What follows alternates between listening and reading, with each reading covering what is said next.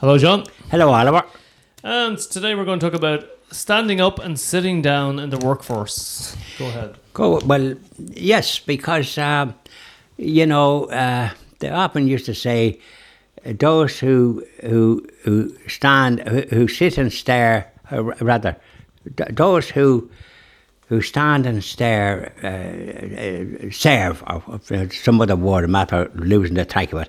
Now, yes, when we're going through life, we find that there's times that we have a lack of opportunities to.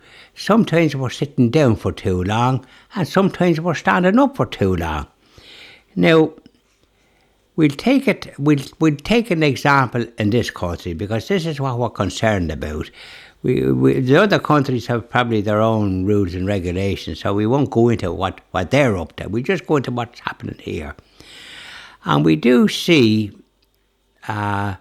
workers, in some ways, not treated with the respect that they're due for their worth and for actually their encouragement and their support for the businesses that they're working in. We'll just give a few examples here in this situation. We'll take department stores, large furniture stores and electrical stores, and any major outlet, be it one of the monopolies that we have here now by way of supermarkets and stuff like that. We find that workers are not treated with the respect that they're due. It's twofold. First of all, some of them haven't got a permanent contract. They have some contract that they can be dispensed with forthwith.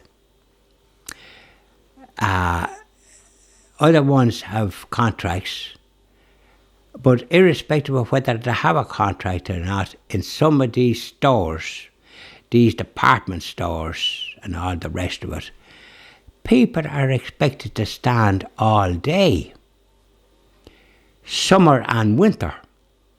And it can't be too pleasant, particularly in the weather that we're experiencing at the moment, which is more or less continental weather, up to 30 degrees, if you please. Now, to be standing in that, even in a department store, which generally speaking are often a kind of warm places, the man or woman that has to stand all day puts a great strain on their well-being, their mental well-being, their physical well-being. It should be apparent to any person running a business, any management person, that that's not a good way to treat workers.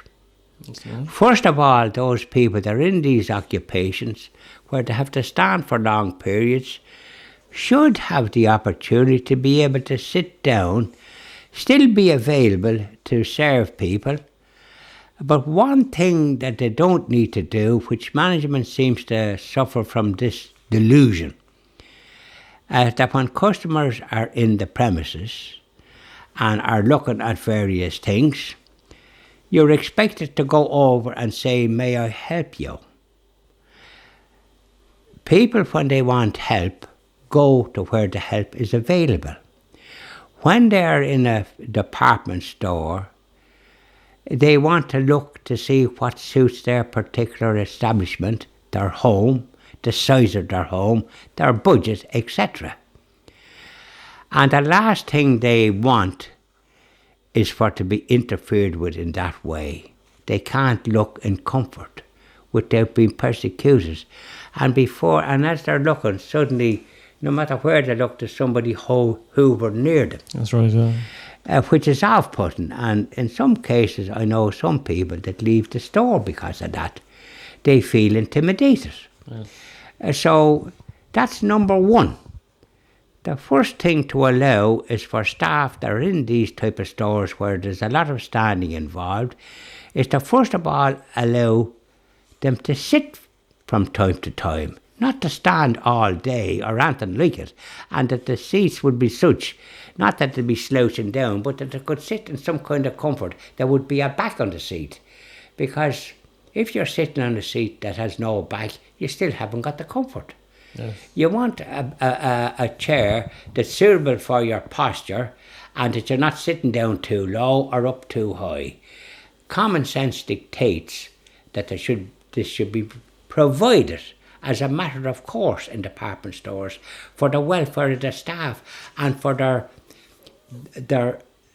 health and participation, because they can participate with customers far better than if they're pressurised to run after them every time they come into the store and to be standing all the time. So that's number one. I'll give an example of the type of approach that civilised countries take. And here's what I take. You've heard tell of mindfulness, haven't you? I have, yes. And meditation and such like. Well, the Japanese and other societies with that sort of an attitude, and I'm thinking of Muslim countries where Muslims are employed, because they often need to say prayers 5 times a day. So their work has to cater for the like of that. So they obviously can't be treated the way we might be treated here and in other jurisdictions, other countries. But anyway, we're talking about here. So first of all, they should be allowed to sit down. Also, to benefit them, that there should be a room set aside that would be a form of a place where they could meditate. A time for reflection, not this noise. Also, by the way, in these places, the music can be so jarring that if you're listening to that all day, you would go ballistic. You'd go bananas. The music should be such that it should be more harmonious, and I won't say soothing, but harmonious, that relaxes the spirit. Because music does. If it's too jarring, which is what I hear in a lot of these stores, you'd run out because you couldn't stick it. But I pity the people working in it that has to put up with it. Funny enough, you don't hear music in Tesco's anymore. Well, then they've taken the cue from Lidl and Aldi, because there's no music in their stores. That's right. It's like a machine. It's like, it puts me in mind of modern times where Charlie Chaplin was in it, and he was walking in the factory and up where the queer managing director was, he'd increase the speed. So they'll go like this. And this is what I think happens in some stores that you're just after talking about there. You've got to allow for people to sort of don't have respect for them. So if they're in department stores, allow them to sit down and they're still free to attend customers. That there's not an obligation to run after customers. Customers, when they want help, they go because there's usually enough staff in places, and they go, could you, I'd like you just to help me on this here, or give me something, price, or so on and so forth.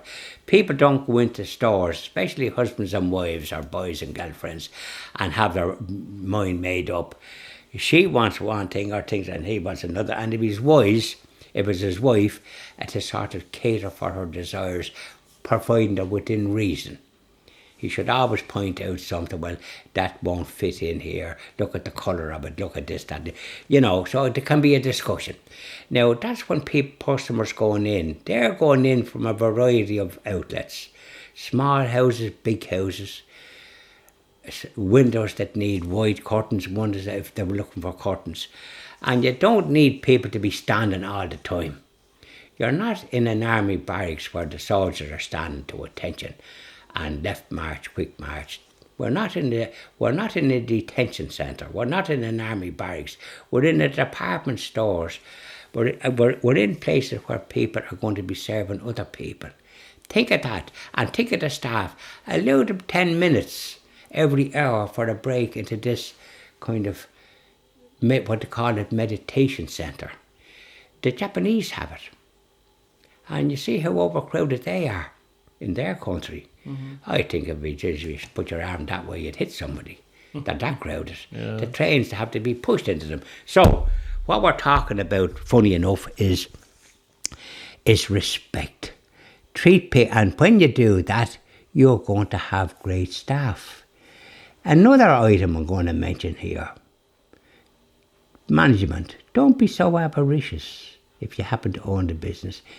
Give your employees shares when they've served their time. In other words, when they've demonstrated their punctuality, etc., and are there for a year. After 12 months, you generally can size up where a person is going to be if they've been punctual and reliable and honest.